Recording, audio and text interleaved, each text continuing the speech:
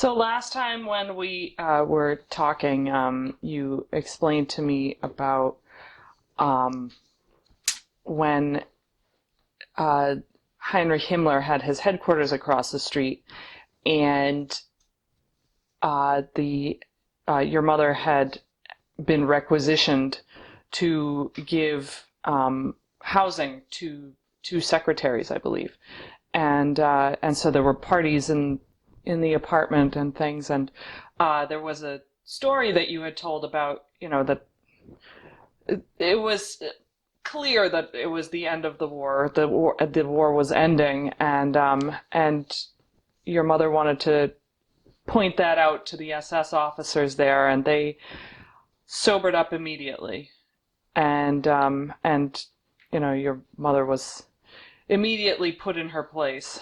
So I was just, what happened after that? So how long was it in between that event and the end of the war? Probably about a month. Oh, really? Yeah. That's it? Maybe less. Okay. I couldn't be sure. It could be 3 weeks, Oh, wow. something like this, but something in that range. Okay. And the end of the war was actually signaled. Well, we didn't really have any shooting or battling around the city. The city was just occupied by the British.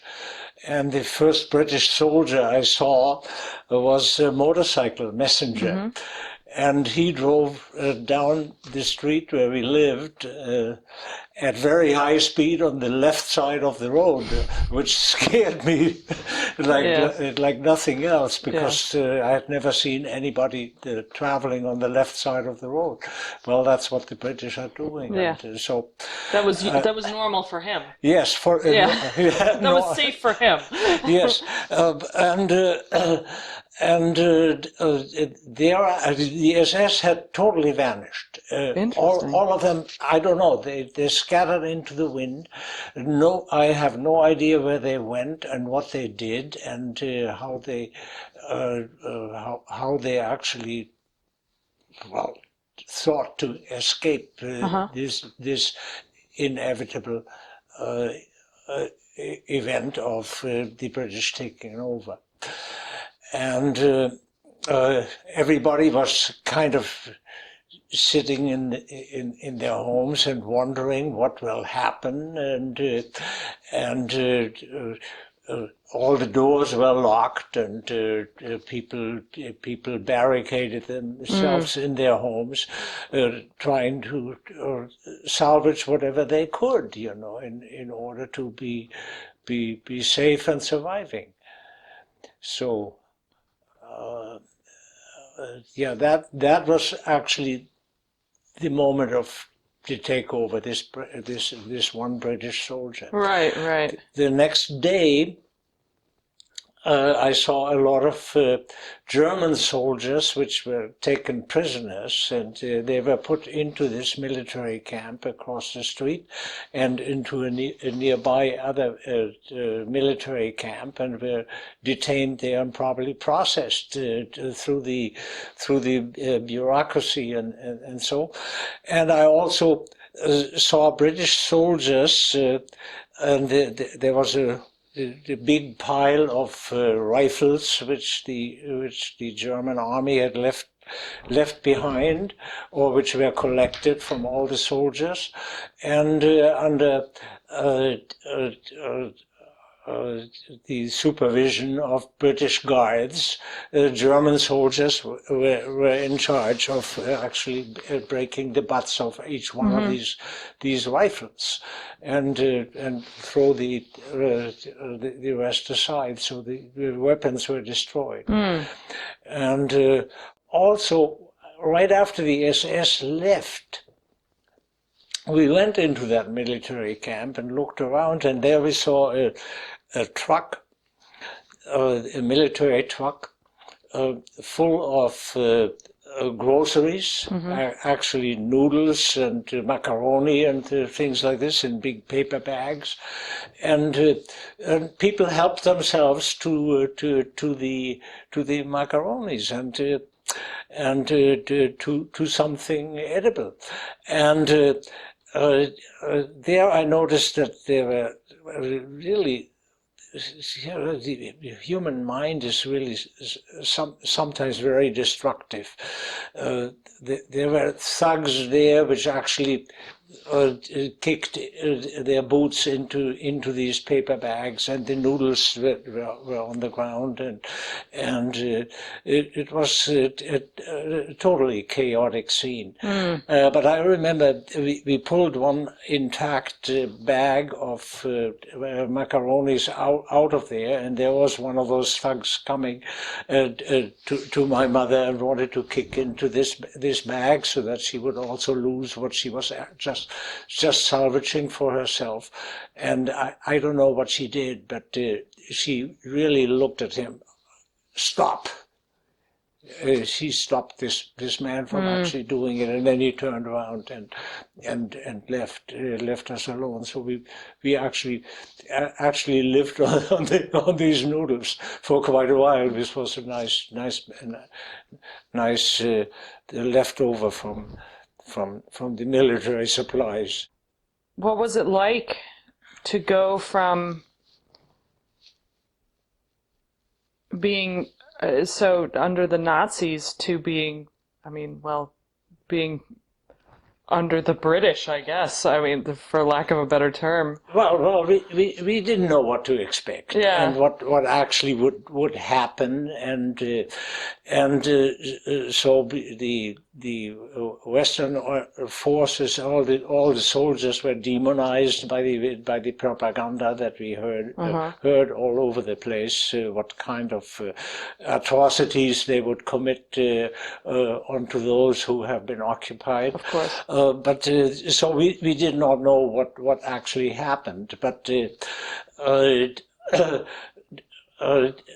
then a single British soldier came across from the military camp, walked across and knocked at the doors, and we didn't know what he wanted, or so what he was.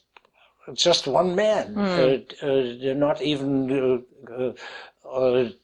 seconded or protected by his fellow soldiers. Also, he just walked over and knocked at the door, and asked, and he said literally, "Open the door, please."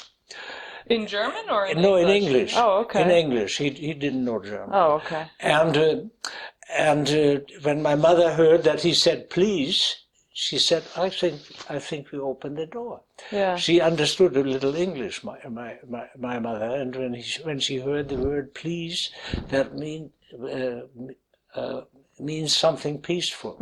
And then this man was this soldier just asked to get some brooms from the people. They wanted to clean up the military camp. There was maybe something what they wanted to clean up, and they didn't have any brooms, so they asked the households nearby to contribute a broom for what they wanted to do. He was looking for 20 brooms. That's what he was said. 20 Besen Kaserne. That's what he said. Kaserne is the German word for military camp, and 20 brooms for the military camp. That's what he wanted. And so of course we knew immediately that the situation was benign. Yeah. Okay. At least the first encounter. Yes. So, did your mother ever have any other encounters, or did you? Well, just days later. Okay. The whole apartment complex was requisitioned by the military, and we were kicked out. Oh. so everybody had to leave. They couldn't care less where we went and how we actually would survive. The apartment complex was turned over to to displaced persons from Poland. Mm-hmm. During the war, a lot of civilians were deported into Germany to work in factories or even work in households as maids or on farms nearby, and so because there was really no manpower anymore to run factories or whatever else, so these people were called displaced persons in English, and I don't know how I don't remember what the Germans called them at the time, but for us they were Poles or Russians or Ukrainians or wherever they came from. Right. So where did you go? Well, I had a friend from school, and we lived under the roof of their home. They had two rooms under in the attic, which we lived in from then on for quite a while. Okay. Yes. It's also surviving the next winter, which was really very hard. Yes. I would like to go into that a little bit. So how long? So this was what it sounds like, maybe 2 months after this encounter that your mother had with the SS No, officers? this was days thereafter. Oh, really? Yeah, Okay. there was a military order. There was total chaos because you could not transport furniture or anything because when 500 people have to leave their apartments all at once. Even under the best of circumstances, you can't find anything which would transport anything out for you. Sure. So we lost a lot of our stuff, and I don't know how. I really can't recall exactly how that was, but everybody's furniture was on the streets, and we had to leave behind all tables and chairs and all beds, all bedding. Wow. So in essence, you could only take personal things. Yeah. So kind of the essentials that you needed in order to live. You Without a bed, you couldn't move or something like this. It was difficult. But we were the losers. We had lost the war, and we were no longer in charge of our own lives. The British military command took care of us. Yes. And, that was what. Okay. What year would you say this was? Well, this was in 1945. Okay. In May 1945. Okay. I think we were occupied probably the day after the armistice, or maybe there was still fighting. I don't really recall, but I remember the newspaper headlines, the last Nazi newspaper, local newspaper, and it said the big headline was "Unser Führer gefallen." That means our Führer is dead. has died the hero's death. Yeah. Had I saved that paper, it probably would be worth something today. Yeah. So after that, I mean,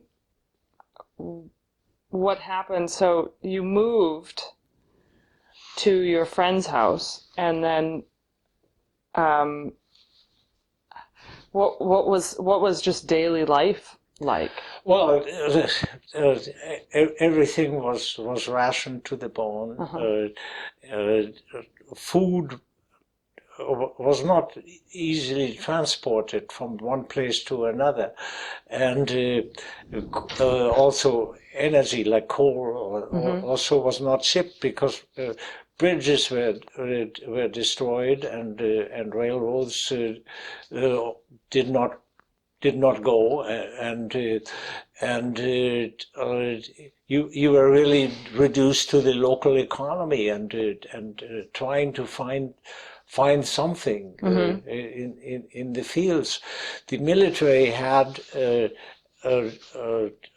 nearby, near the military camp, some land where they actually grew some food, and we took over the spoils of that, and somehow it was parceled off, and we were given a parcel of that, and that actually helped us a great deal. That little piece of land, the rights to it, or at least the use of it, saved, did a lot to forestall hunger. Yes, it really helped to have this garden. Yeah. This kind of a garden. Certainly, Yeah. yes. Yeah. Yes, in an emergency type situation, yes. Yes. For yes. sure. Of course, when it came to distributing food or something like this, the displaced persons and other people had first call on these things rather than us. So we, but it was a total collapse of not only the structure of the economy or so. It was a total collapse of an idea. And not all of what we experienced, even though we suffered or so, was totally negative, because it actually made the German people realize that what has been done and what the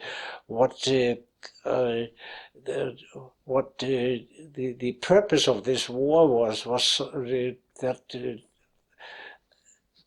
this was totally evil, and the Germans really went into themselves, and it was a time when perhaps due to the fact that we were really having absolutely nothing to live on and or to look forward to. There was this kind of moral awakening amongst the Germans and things like this. I hear my mother say, well, if all that what we are hearing here is really true, then it's even the worst punishment for those who have perpetrated this is not enough.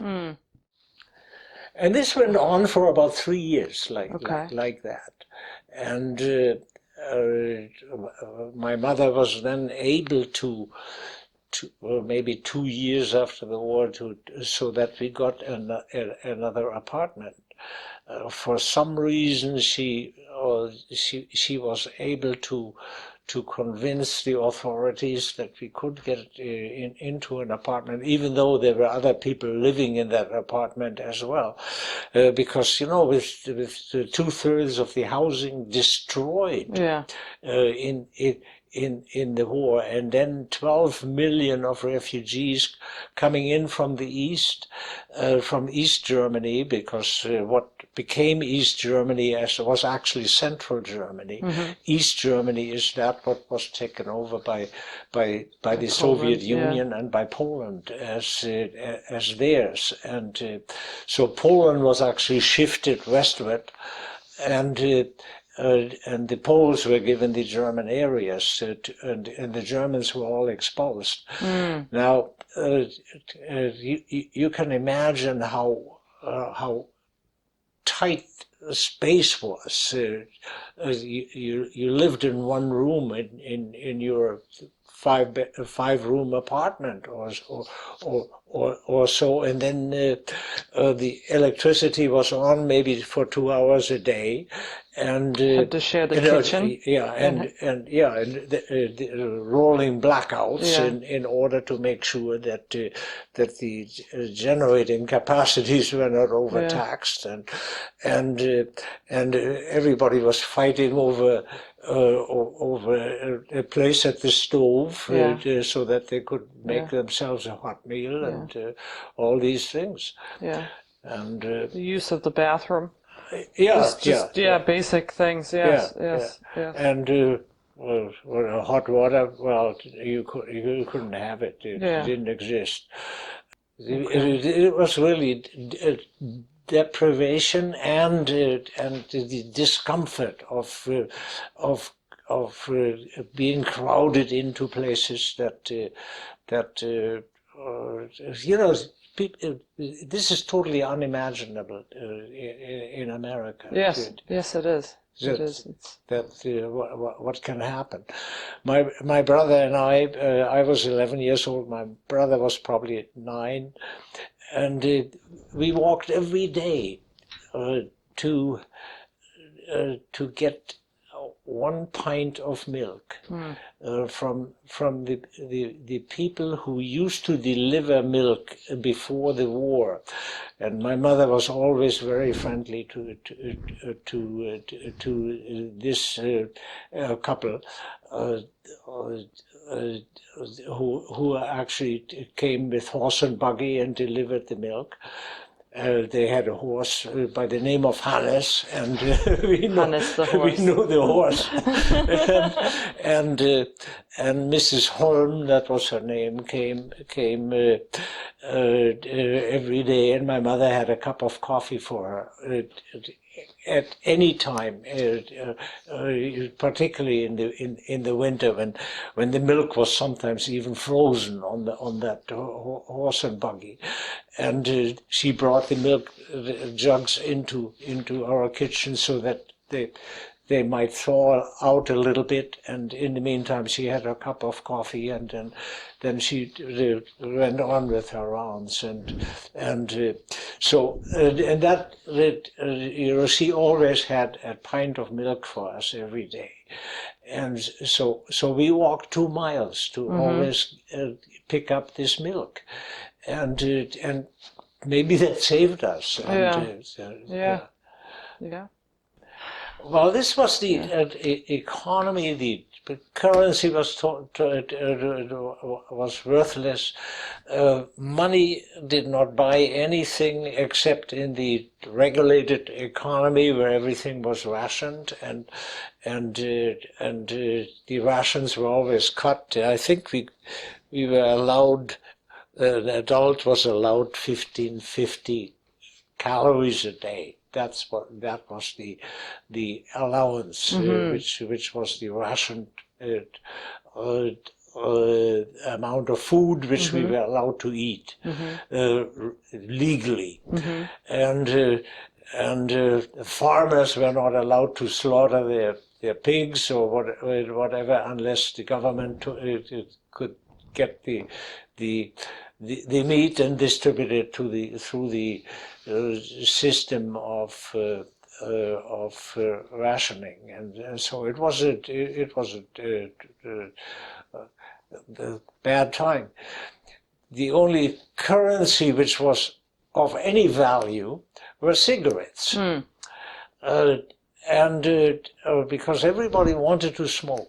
And you were allowed 1 pack, I think, a week of cigarettes, and bad cigarettes, but whatever. And so people traded cigarettes for a gallon of milk, something of that kind. But just recently, I met an American GI who showed me a golden watch. He's a World War II veteran. He showed me a golden watch, a very nice golden watch. And he told me that he bought that watch from somebody in Germany for 4 cartons of cigarettes. He was not smoking, but he was given the cigarettes through the military channels for free, and that was valuable currency to buy actually valuables. And so nothing had, even the dollars we couldn't do anything with, because if we tried to exchange them, that was forbidden. And so his dollars in his pocket didn't help anything.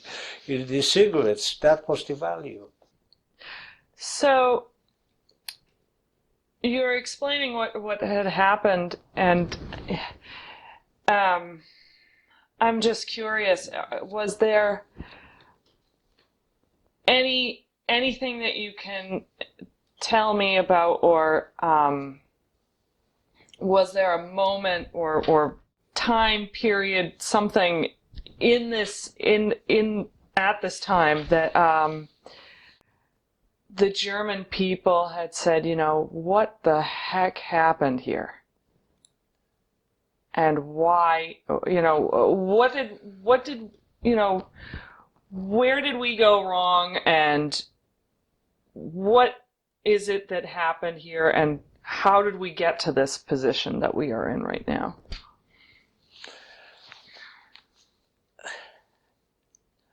I think the Germans were introspecting.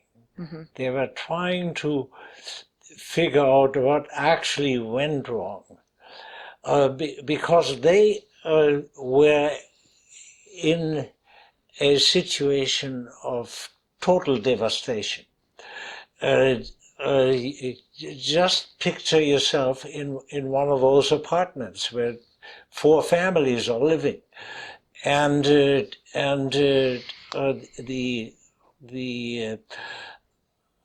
discomfort that creates, the mere situation that you are herded together into a place, and that was the only possibility to actually survive in the winter or something like this. You cannot. The man is not equipped to actually live in the environment. Man has to form his place to live in order to actually make it and survive. We cannot go back into the caves, and so, but we were pretty near there. People lived in destroyed houses in the cellars under the rubble, and this was an everyday occurrence.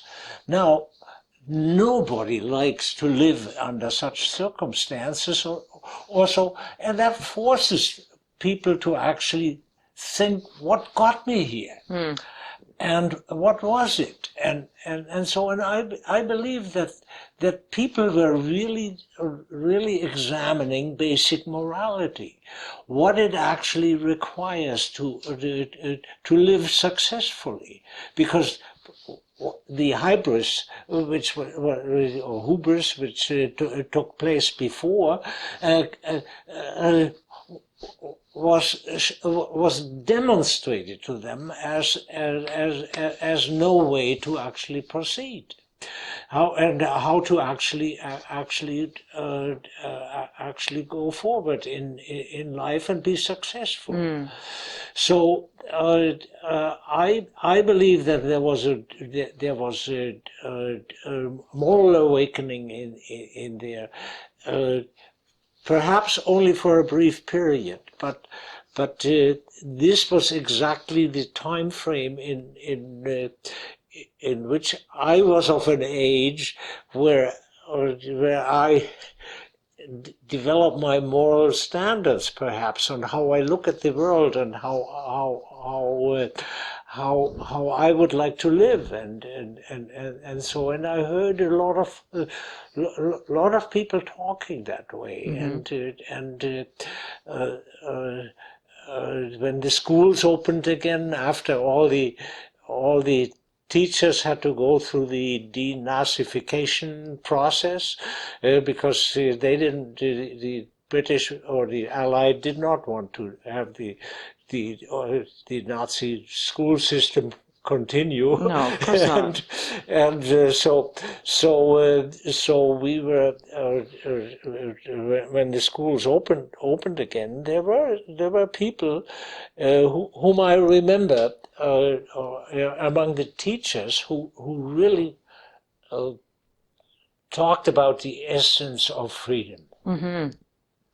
And these were the same teachers that had taught you before, or no? Well, some of them were, okay. But this one, the one I'm remembering right now, who was actually the director of the school I attended, he was a socialist in his youth, and actually he was a social democrat also.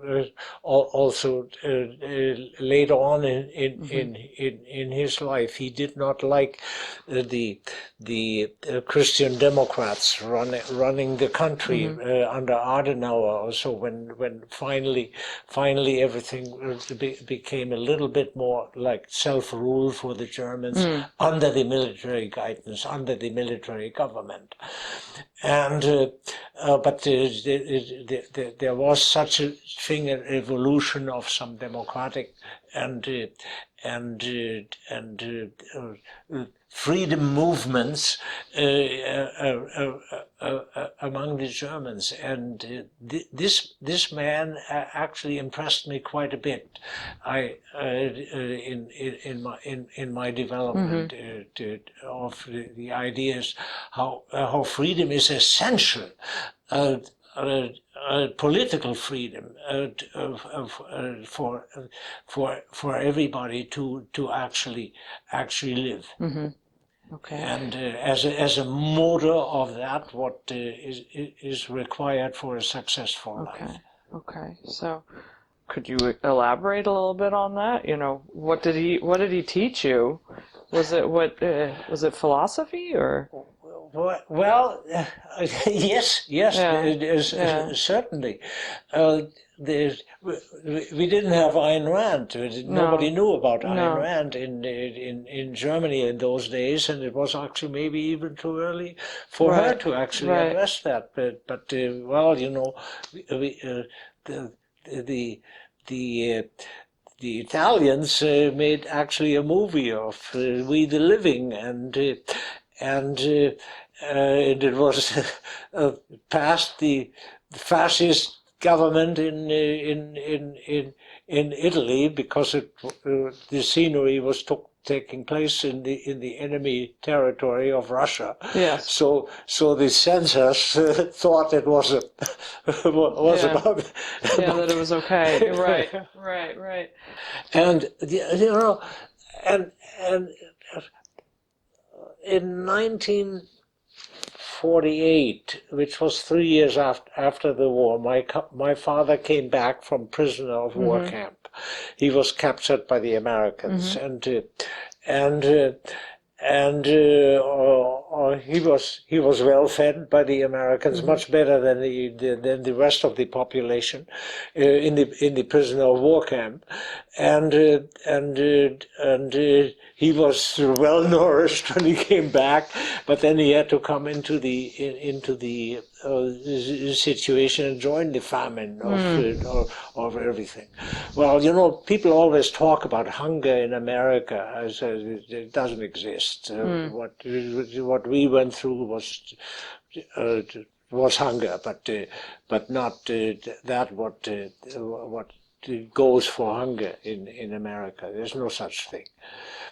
And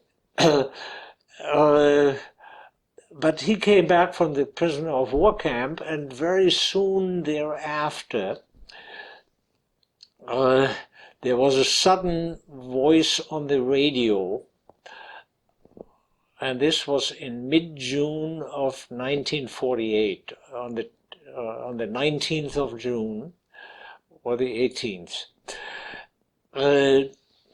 And the voice on the radio said that the Reichsmark, the currency of wartime Germany has been declared invalid. Mm-hmm. And the new currency is the Deutsche Mark. Mm-hmm. And every citizen, every person was allotted 40 Deutschmarks and given by the government in new banknotes, which were printed at the American Banknote Company in Chicago, and they had nice colors and shapes and so on. I remember my father coming home from the government office, picking up his head money. That was called head money. For each head in the family, Mm-hmm. there was an allotment given to spark the economy, I